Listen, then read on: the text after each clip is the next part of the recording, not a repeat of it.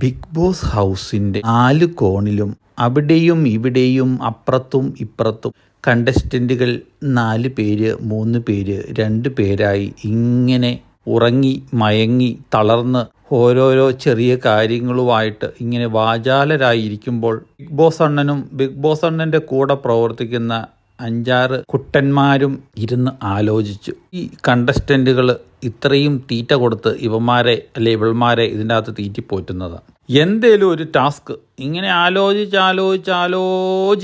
ഇരിക്കുമ്പോഴാണ് എന്നാ പിന്നെ ബലൂൺ ഒരു വാക്ക് കേട്ടത്.